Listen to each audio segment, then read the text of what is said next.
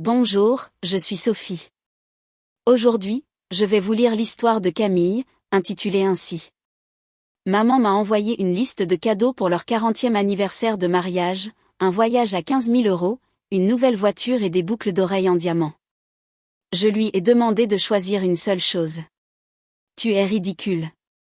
Nous voulons les trois, a-t-elle dit. Alors, j'ai annulé le dîner, arrêté les paiements. Eh bien, allons-y. Je m'appelle Camille.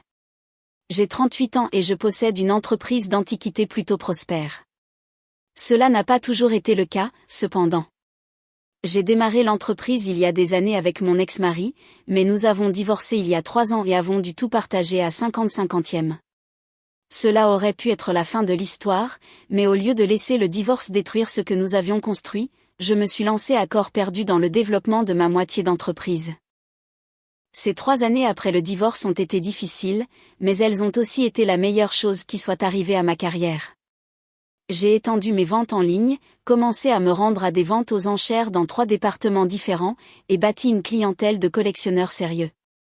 Maintenant, je gagnais plus d'argent que je n'aurais jamais pu l'imaginer lorsque nous avons démarré l'entreprise. Le problème, c'est que le succès s'accompagne d'attentes. Ma famille, mes parents âgés, mon jeune frère Julien, qui a 35 ans, et ma sœur Emma, qui a 32 ans, s'étaient tous habitués à ce que je sois le distributeur automatique de billets de la famille au fil des ans. Chaque mois, je payais le prêt immobilier de mes parents. Ce n'était pas donné non plus. Leur mensualité était de 2 800 €. Je couvrais également leurs frais médicaux, qui semblaient s'accumuler constamment à mesure qu'ils vieillissaient. Mon père avait du diabète. Ma mère avait de l'arthrite. Et aucun des deux n'avait une excellente assurance. Puis il y avait Julien. Il a acheté ce camion chic il y a quelques années qu'il ne pouvait absolument pas se permettre. Alors, devinez qui a fini par faire ses paiements mensuels ? C'était encore 650 € par mois qui sortaient de mon compte. Et Emma, elle vivait dans ce joli appartement en centre-ville qui coûtait 1 900 € par mois de loyer. Elle travaillait dans une entreprise de marketing, mais apparemment, elle ne gagnait pas assez pour couvrir son propre logement. Alors, je payais ça aussi. Au total, je dépensais plus de 5 000 € par mois juste pour maintenir ma famille à flot. Mais je me suis dit que c'est ce que la famille fait l'un pour l'autre, n'est-ce pas ? J'avais l'argent. Ils avaient besoin d'aide, donc c'était logique. J'étais dans ma boutique d'antiquités un mardi après-midi, en train de trier des papiers dans mon bureau, quand mon ordinateur a sonné avec un nouvel email. Il venait de ma mère avec la ligne d'objets, idées cadeaux d'anniversaire. Je l'ai ouvert, m'attendant peut-être à des suggestions pour un bon dîner ou des fleurs. Au lieu de cela, je me suis retrouvée devant ce qui ressemblait à une liste de courses infernales. L'email était divisé en 2 sections. En haut, il y avait une liste de cadeaux modestes avec une note entre parenthèses disant « Pour Julien et Emma à acheter ». Cela comprenait des choses comme un service de table, une cafetière, un micro-ondes, des coussins décoratifs, des cadeaux d'anniversaire normaux, totalisant probablement quelques centaines d'euros. Mais ensuite, il y avait la 2e section, cadeaux spéciaux avec mon nom entre parenthèses. Cette liste contenait exactement 3 articles. Un voyage aux Maldives pour 2, 15 000 €, une nouvelle voiture et des boucles d'oreilles en diamant. Je l'ai lu 3 fois pour m'assurer que je ne me trompais pas. Mes parents voulaient que je leur achète des vacances à 15 000 €, ou une voiture, ou des boucles d'oreilles en diamant pour leur 40e anniversaire, tandis que mes frères et sœurs devaient contribuer pour une cafetière. Ma tête a commencé à me tambouriner. Je me sentais étourdie et un peu nauséeuse. J'ai dit à mon assistante que je partais plus tôt et je suis rentrée chez moi dans un état second. À la maison, je me suis préparé un thé à la menthe et j'ai essayé de me calmer avant d'appeler ma mère. Peut-être que je ne comprenais pas quelque chose. Peut-être que c'était une blague. Salut maman, c'est Camille. Oh, bien. As-tu reçu mon email ? Es-tu excitée pour l'anniversaire ? Oui, à propos de cet email. Je voulais te parler de la liste de cadeaux. Oh, merveilleux. J'espérais que tu appellerais. Ton père et moi sommes tellement excités par tout ça. Maman, je ne peux pas acheter des cadeaux aussi chers. Un voyage aux Maldives, une nouvelle voiture. C'est comme C'est des milliers d'euros. Sa voix est devenue immédiatement sèche. Camille, tu as une entreprise très prospère. Tu réussis si bien. Ces cadeaux ne feraient même pas une brèche dans ce que tu gagnes. J'ai pris une profonde inspiration. D'accord, je veux faire quelque chose de sympa pour toi et papa. Choisissez une seule chose sur cette liste. Je vous l'achèterai. Puis elle a ri. Pas un rire joyeux, un rire méchant et condescendant. Oh, ma chérie, tu es ridicule. Ce ne sont pas des options à choisir. Nous voulons les trois. Je n'ai pas pu parler pendant quelques secondes. Les trois? Maman, t'ai-je bien entendu? Tu veux le voyage, la voiture et les boucles d'oreilles? Bien sûr. Ton père et moi en avons discuté avec Julien et Emma, et nous avons tous convenu que ce serait approprié. Approprié? Maman, nous parlons probablement de 50 000 € ou plus. Camille, tu nous dois ça. Nous t'avons donné la vie. Nous t'avons élevé. Nous t'avons soutenu. Maintenant, c'est à ton tour de prendre soin de nous correctement. Maman, je travaille depuis que j'ai 16 ans. Je me suis payé mes études supérieures grâce à des bourses. J'ai bâti mon entreprise à partir de rien avec mon ex-mari. Vous n'avez rien payé de tout ça. Ne t'avise pas de me parler comme ça. Tu es arrogante, égoïste et avide. Après tout ce que nous avons fait pour toi. Maman, je vous aide déjà tous les mois. Je paie votre prêt immobilier, vos factures médicales. C'est le moins que tu puisses faire. Et si tu ne nous donnes pas ce que nous voulons pour notre anniversaire, alors ne te donne pas la peine de te présenter à la fête. Tu n'es pas invité. La ligne est devenue silencieuse. Je suis restée assise, tenant mon téléphone, le fixant comme s'il pouvait m'expliquer ce qui venait de se passer. 1 heure plus tard, mon téléphone a commencé à vibrer avec des messages. Julien, Camille, qu'est-ce qui ne va pas avec toi? Achète-leur juste les trucs. Emma, sérieusement, tu vas être égoïste pour l'anniversaire de maman et papa? Julien, tu gagnes tellement d'argent. Pourquoi es-tu radine pour ça? Emma, ils nous ont élevés. Le moins que tu puisses faire est de rendre leur 40e anniversaire spécial. J'ai posé mon téléphone et ouvert mon ordinateur portable. 1 semaine auparavant, j'avais accepté de payer leur dîner d'anniversaire dans ce restaurant chic du centre-ville. J'avais déjà versé un acompte de 3 000 € pour 30 personnes. La fête devait avoir lieu dans 3 semaines, mais après ce soir, après avoir été traitée d'avide, d'égoïste et d'ingrate, j'en avais assez. J'ai appelé le restaurant. Bonjour, je dois annuler une réservation pour la fête des Dubois. Bien sûr, madame, il y aura des frais administratifs de 30% pour l'annulation. Ensuite, j'ai ouvert mon application bancaire. Tous ces paiements automatiques que j'effectuais depuis des années, il était temps de les arrêter. Clic, prêt immobilier de maman et papa annulé. Clic, paiement du camion de Julien annulé. Clic, loyer d'Emma annulé. J'ai pris des captures d'écran de chaque annulation et les ai envoyées au groupe de discussion familiale avec un seul message. Puisque je suis si égoïste et avide, j'ai pensé que vous ne voudriez plus de mon argent. Puis j'ai éteint mon téléphone et je suis allée me coucher. Je me suis réveillée le lendemain matin et j'ai immédiatement attrapé mon téléphone. L'écran était complètement inondé de notifications, d'appels manqués, de messages textes, de messages vocaux. J'avais des dizaines de messages de mes parents et de mes frères et sœurs. Maman, Camille, qu'as-tu fait? Appelle-moi immédiatement. Papa, c'est scandaleux. Tu ne peux pas simplement abandonner ta famille comme ça. Julien, tu es folle? J'ai un paiement de camion à faire demain. Emma, Camille, je vais être expulsée. Tu ne peux pas simplement arrêter de payer mon loyer. Julien, c'est tellement n'importe quoi. Nous sommes ta famille.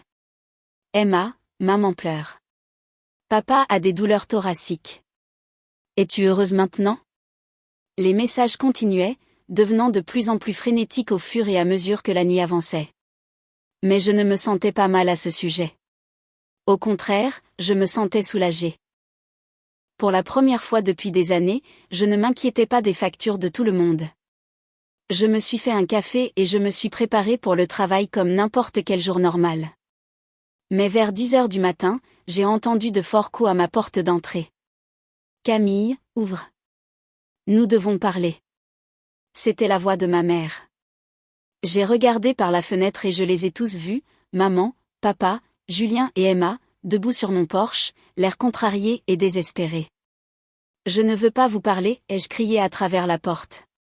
S'il te plaît, ma chérie, a dit papa. Nous pouvons régler ça. Il n'y a rien à régler. Vous avez clairement fait comprendre ce que vous ressentez pour moi. Emma a commencé à crier. Camille, je ne peux pas payer mon loyer. Le propriétaire va me virer. Alors peut-être que tu devrais trouver un meilleur travail, ai-je répondu. Julien s'est joint à la conversation. Mon paiement de camion est dû. Je vais perdre mon camion. Tu aurais dû y penser avant de me traiter d'égoïste et David. Maman a commencé à pleurer bruyamment. Camille, nous sommes tes parents. Tu ne peux pas nous couper les ponts comme ça. Regardez-moi faire.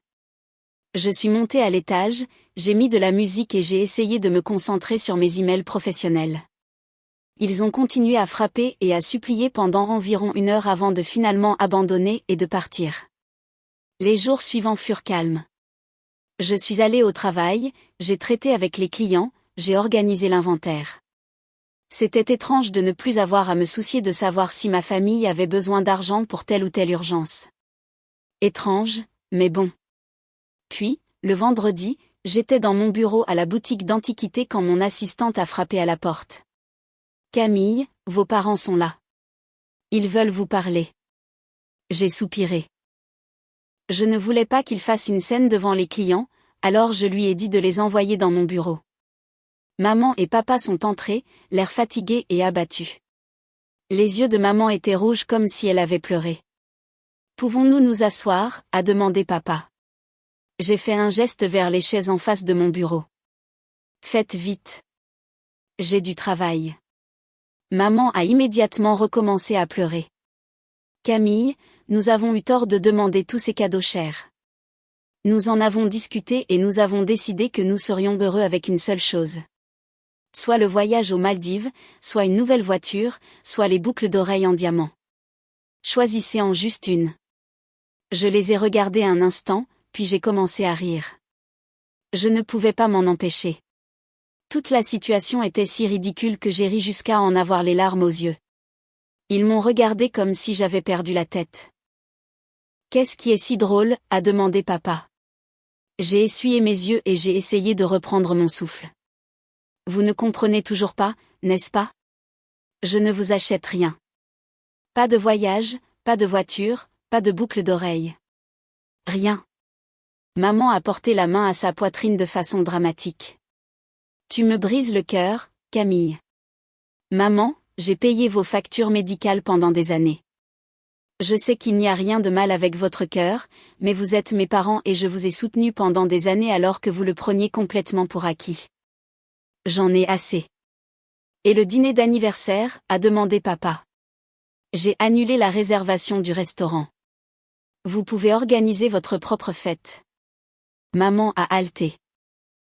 Tu l'as annulé? Mais nous avons invité 30 personnes. Alors vous feriez mieux de commencer à planifier quelque chose que vous pouvez réellement vous permettre. Camille, s'il te plaît. Non, je veux que vous quittiez tous les deux mon bureau maintenant. Et ne revenez pas me déranger ici au travail. Ils sont partis, mais j'entendais maman pleurer dans le couloir. Au cours de la semaine et demie suivante, mon téléphone a sonné constamment. Tous les membres de notre famille m'appelaient, essayant de me culpabiliser pour que je change d'avis. Camille, ta tante Valérie dit que tu es cruelle envers tes parents âgés. Camille, ton cousin Marc pense que tu devrais reconsidérer. Ils t'ont élevé. Tes parents sont tellement blessés. Tu as tout cet argent de ton entreprise d'antiquité. J'ai raccroché au nez de chacun d'eux. Je n'étais pas intéressée à entendre leurs opinions sur mon argent ou mes décisions. 2 semaines plus tard, le jour du 40e anniversaire de mes parents est arrivé et passé. Je n'ai rien entendu de ce jour-là, ce qui me convenait parfaitement. Mais le lendemain, J'étais assez curieuse pour consulter les réseaux sociaux. Je suis allée sur la page Facebook d'Emma et j'ai trouvé des photos de la célébration de l'anniversaire. Ce n'était rien de ce qu'ils avaient initialement prévu. Les photos montraient un petit rassemblement d'environ 10 personnes dans le salon de mes parents. Il y avait des plats faits maison sur des assiettes en carton, un gâteau acheté en supermarché et des décorations bon marché du magasin à prix unique. Emma avait légendé les photos, une simple célébration pour le 40e anniversaire de maman et papa. Parfois, il faut faire avec quand des personnes ingrates oublient ce que signifie la famille. J'ai ri à haute voix à cette dernière partie. Des personnes ingrates, n'est-ce pas? Mais honnêtement, en regardant les photos, tout le monde semblait assez heureux. Mes parents souriaient. Les proches qui étaient venus semblaient passer un bon moment, et la nourriture avait l'air correcte, même si elle ne venait pas d'un restaurant chic. Peut-être que c'était ainsi que leur anniversaire aurait dû être depuis le début. Un rassemblement familial qu'ils avaient planifié et payé eux-mêmes au lieu de s'attendre à ce que je finance leurs rêves extravagants. 2 mois se sont écoulés après l'anniversaire, et ce furent honnêtement les 2 mois les plus paisibles que j'ai connus depuis des années. Sans me soucier constamment des factures de ma famille, je pouvais me concentrer entièrement sur mon entreprise. J'ai conclu 3 grandes affaires, notamment la vente d'un ensemble de salles à manger victorien complet à un collectionneur en Californie pour 18 000 €. L'argent supplémentaire que je n'envoyais pas à ma famille chaque mois s'accumulait rapidement. Plus de 5 000 € par mois que je pouvais maintenant réinvestir dans mon entreprise ou économiser pour moi-même. C'était incroyable. Je rentrais du travail un jeudi soir quand j'ai vu la vieille Honda de mes parents garée devant mon portail. Ils étaient tous les deux assis dans la voiture à m'attendre. Dès que je suis entrée dans mon allée, ils sont sortis et se sont approchés. « Camille, nous devons parler » a dit papa. Il avait l'air plus vieux que dans mes souvenirs, plus fatigué. « Qu'est-ce que vous voulez ? » Maman s'est avancée. « Nous avons de gros problèmes. Nous ne pouvons plus payer les mensualités du prêt immobilier. La banque nous a envoyé une lettre disant qu'ils allaient saisir la maison. Ils avaient tous les deux l'air vraiment désemparés, mais je n'y croyais pas. « C'est intéressant » ai-je dit en sortant de ma voiture. Parce que pendant toutes les années où je payais votre prêt immobilier, je sais que vous économisiez l'argent que vous auriez dépensé pour les paiements de la maison. Papa a secoué la tête. Nous n'avons pas économisé autant. Vraiment ? Parce que 2 800 € par mois pendant 3 ans, c'est plus de 100 000 €. Où est passé tout cet argent ? Ils se sont regardés avec malaise. Nous avons eu des dépenses, a dit maman vaguement. Quelles dépenses ? Je payais aussi vos factures médicales. Camille, s'il te plaît, a dit papa, nous allons perdre notre maison. J'ai croisé les bras. Vous savez quoi ? Même si vous avez dépensé chaque centime que je vous envoyais, vous avez encore des options. Vous vous souvenez de cette petite maison de campagne que je vous ai achetée il y a 6 ans ? Leurs visages ont changé immédiatement. Qu'est-ce qu'elle a ? A demandé maman avec suspicion. Vendez-la. Cette maison vaut au moins 80 000 € maintenant. Cela devrait être plus que suffisant pour rattraper vos paiements de prêt immobilier. Nous ne vendrons pas la maison de campagne, a dit papa rapidement. Alors je suppose que vous allez perdre la maison principale. Camille, c'est notre maison de retraite. Nous avions prévu d'y déménager quand nous serions plus âgés. Eh bien, vous pourriez y déménager plus tôt que prévu si vous perdez cette maison.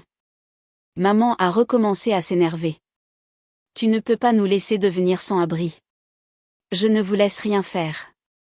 Vous faites des choix. Vous pouvez garder la maison de campagne et perdre celle-ci, ou vendre la maison de campagne et garder celle-ci. Mais je ne paierai plus vos factures. Mais nous sommes tes parents. Et je vous ai aidé pendant des années pendant que vous le preniez pour acquis et que vous me traitiez d'égoïste. C'est fini. J'ai marché jusqu'à ma porte d'entrée, je suis entrée et je l'ai verrouillée derrière moi. Ils sont restés dehors quelques minutes de plus, mais finalement j'ai entendu leur voiture démarrer et partir. Au cours des semaines suivantes, j'ai appris par le bouche-à-oreille familial ce qui se passait avec tout le monde. Ma cousine Lisa, qui ne pouvait jamais tenir sa langue, m'a appelé pour me tenir au courant, même si je n'avais rien demandé. Emma avait dû prendre un 2e emploi. Elle m'a dit qu'elle travaillait dans un café le week-end pour l'aider à couvrir son loyer. Tant mieux pour elle. Et Julien faisait des doubles équipes à l'entrepôt. Il était épuisé, mais il était déterminé à garder son camion. C'est ce que font les adultes responsables. Tes parents parlent de mettre la maison de campagne en vente. Une décision intelligente. Lisa semblait frustrée que je ne sois pas plus préoccupée. Camille, tu ne te sens pas mal à propos de tout ça? Non, pas du tout. Ils font tout ce qu'ils auraient dû faire depuis le début, prendre soin d'eux-mêmes. Après que Lisa ait raccroché, j'ai réfléchi à ce qu'elle m'avait dit. Emma travaillait 2 emplois. Julien faisait des heures supplémentaires. Mes parents allaient enfin vendre la maison de campagne que je leur avais achetée et utiliser cet argent de manière responsable. Aucun d'eux n'était affamé. Aucun d'eux n'était sans abri. Ils devaient juste travailler réellement pour leur argent au lieu de dépendre de moi pour le leur donner chaque mois. La vérité était que je les avais rendus dépendants pendant des années. Chaque fois que je payais une de leurs factures, j'envoyais le message qu'ils n'avaient pas besoin d'être responsables de leur propre vie. Je leur apprenais qu'il y aurait toujours quelqu'un pour les tirer d'affaire. Mais maintenant, ils apprenaient ce que la plupart des adultes savent déjà. Il faut travailler pour ce que l'on a. Il faut faire des choix difficiles sur ce que l'on peut se permettre. Il faut prioriser ses dépenses et vivre selon ses moyens. Emma apprenait probablement des compétences précieuses dans ce café. Julien faisait preuve d'une réelle détermination à garder quelque chose pour lequel il avait travaillé. Mes parents allaient enfin déménager dans quelque chose qu'ils pouvaient réellement se permettre au lieu de vivre au-dessus de leurs moyens. D'une manière étrange, les couper était probablement la meilleure chose que j'ai pu faire pour eux. Mon entreprise prospérait sans le fardeau constant de leurs besoins financiers. J'avais pu embaucher une assistante à temps partiel, étendre ma présence en ligne et même commencer à envisager d'ouvrir un 2e emplacement. L'entreprise d'antiquité était saisonnière, et l'automne était toujours très occupé avec des gens qui redécoraient pour les fêtes. J'avais des ventes aux enchères à assister, des stocks à évaluer et des clients à servir. C'était agréable de mettre toute mon énergie dans quelque chose qui m'appartenait. Un après-midi, j'étais en train d'arranger un présentoir de décoration de Noël vintage quand mon téléphone a sonné. C'était Julien. Camille, je voulais te parler. Je sais que les choses ont été compliquées entre nous, mais je veux que tu saches que je ne te blâme pas de nous avoir coupé les vivres. Cela m'a surprise. Tu ne me blâmes pas? Non, je veux dire, ça a été dur au début, mais tu avais raison. J'étais paresseux, je m'attendais à ce que tu t'occupes du paiement de mon camion pendant que je dépensais mon propre argent pour d'autres choses. Comment tu t'en sors maintenant? C'est difficile, mais j'y arrive. J'ai pris un emploi le week-end pour faire des livraisons et je gagne en fait plus d'argent qu'avant. J'ai juste dû arrêter de considérer ton aide comme quelque chose qui durerait éternellement. Je suis contente que tu aies compris. Camille, je suis désolée de t'avoir traité d'égoïste. Tu n'étais pas égoïste. Tu étais le contraire. Tu nous as aidés bien plus que tu n'aurais dû.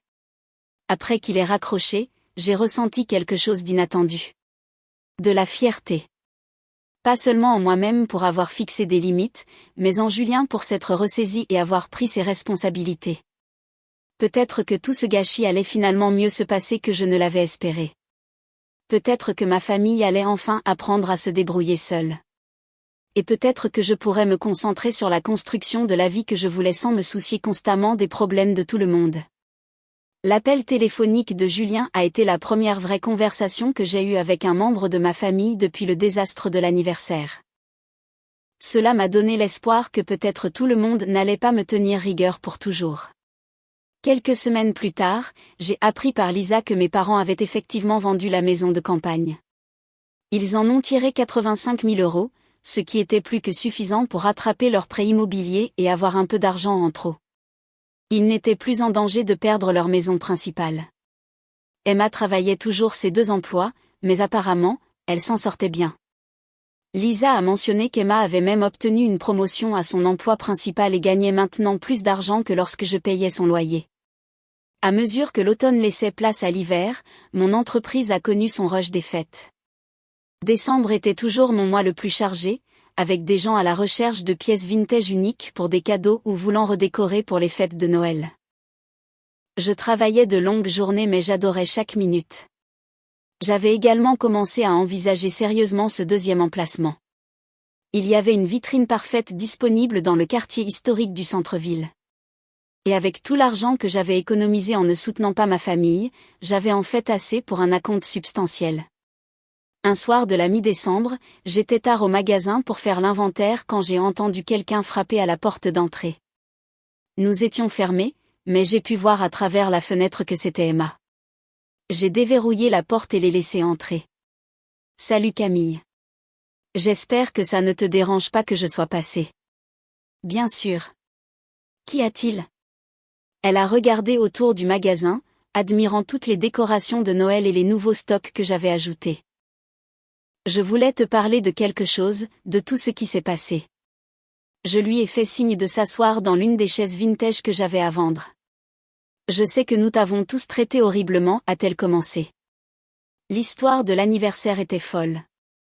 Maman et papa qui demandent tous ces cadeaux chers, puis Julien et moi qui les soutenons et te traitons d'égoïste. Oui, c'était plutôt grave. J'y ai beaucoup réfléchi, surtout depuis que j'ai commencé à travailler 2 emplois. Je ne savais pas combien d'argent tu dépensais pour nous chaque mois. Plus de 5 000 €. Ses yeux s'écarquillèrent. Jésus, Camille, je n'y avais jamais pensé comme ça. Je savais juste que tu payais mon loyer, mais quand tu ajoutes tout ça avec tout le monde, tu aurais pu t'acheter une maison avec cet argent ou prendre des vacances ou économiser pour la retraite. J'ai hoché la tête. C'est exactement ça. J'ai honte qu'il ait fallu que je perde ton aide pour réaliser à quel point je profitais de toi, Emma. Je suis contente que tu aies compris. Mais tu as compris. Tu te débrouilles toute seule maintenant. C'est plutôt agréable en fait, a-t-elle admis. Je veux dire, c'est un travail plus difficile, mais je me sens plus indépendante, plus adulte, je suppose. Comment vont maman et papa? Ils vont bien. Ils ont vendu la maison de campagne comme tu l'as suggéré. Papa était grincheux au début, mais maman lui a fait remarquer que c'était mieux que de perdre la maison principale entièrement. Et il gère les paiements du prêt immobilier maintenant. Oui. Papa a trouvé un travail à temps partiel en tant que consultant pour son ancienne entreprise. Maman fait de la comptabilité pour quelques petites entreprises. Ils s'en sortent vraiment. Nous avons parlé pendant une autre heure. Emma m'a parlé de sa promotion au travail, de son nouvel appartement qu'elle pouvait réellement se permettre seule, et de la façon dont elle avait appris à gérer un budget et à économiser de l'argent. Alors qu'elle se préparait à partir, elle s'est retournée vers moi. Camille, je sais que nous avons pas mal gâché notre relation. Je ne m'attends pas à ce que tu pardonnes et oublies tout, mais j'espère qu'un jour nous pourrons redevenir sœurs. De vraies sœurs, pas seulement toi qui me soutiens financièrement. J'aimerais ça aussi. Après son départ, je suis restée dans ma boutique, entourée de belles antiquités, et je me suis sentie plus sereine que je ne l'avais été depuis des années. Ma famille apprenait enfin à être responsable d'elle-même. Mon entreprise prospérait et j'étais libre de vivre ma propre vie sans me soucier constamment des problèmes de tout le monde. La semaine suivante, j'ai signé le bail du 2e magasin. J'étendais officiellement mon entreprise, quelque chose dont je rêvais depuis des années, mais je n'avais jamais eu le capital supplémentaire pour y parvenir. Alors que je quittais le cabinet d'avocat après avoir signé tous les papiers, mon téléphone a sonné. C'était Julien. Camille, j'ai appris par Emma que tu ouvres un 2e magasin. C'est génial. Merci. J'en suis plutôt excitée. Je voulais te demander quelque chose. Tu embauches ? J'ai pensé à changer de carrière et j'ai toujours été intéressée par les antiquités. Cela m'a surprise. Tu veux travailler pour moi ? Si tu veux bien de moi. Je sais que j'ai fait des erreurs avant, mais j'ai beaucoup appris sur la responsabilité ces derniers mois. Et je promets que je ne m'attendrai à aucun traitement de faveur juste parce que nous sommes de la famille. J'y ai réfléchi. Julien avait toujours été doué de ses mains et avait un œil pour la qualité. Il pourrait en fait être bon dans le travail de restauration. Laisse-moi y réfléchir. J'aurais besoin de quelqu'un pour aider à la restauration de meubles au nouvel emplacement. J'adorerais ça. Et Camille, je travaillerai pour ce que tu juges juste. Pas de réduction familiale ou d'offre spéciale. Traite-moi simplement comme n'importe quel autre employé. Après avoir raccroché, j'ai réalisé que quelque chose d'important s'était produit. Ma famille m'approchait enfin comme des égaux au lieu de leur compte bancaire personnel. Je ne savais pas si j'étais prête à travailler avec Julien encore, ou si ma relation avec mes parents se rétablirait un jour complètement. Mais pour la première fois depuis des mois, je sentais qu'il pourrait y avoir une possibilité de relation saine avec eux un jour. Le meilleur dans tout ça, c'est que quoi qu'il arrive, je savais que je pouvais le gérer. Je m'étais prouvé que je pouvais fixer des limites, m'y tenir et construire la vie que je voulais sans sacrifier constamment mes propres objectifs pour le confort des autres. Mon téléphone a vibré avec un message d'un client potentiel demandant des informations sur une armoire victorienne qu'il avait vue sur mon site web. J'ai souri et je suis retournée au travail, prête à me concentrer sur ce que je faisais de mieux, trouver de belles choses et les partager avec des gens qui les appréciaient vraiment. Ce Noël allait être différent, meilleur, et il allait être entièrement à moi.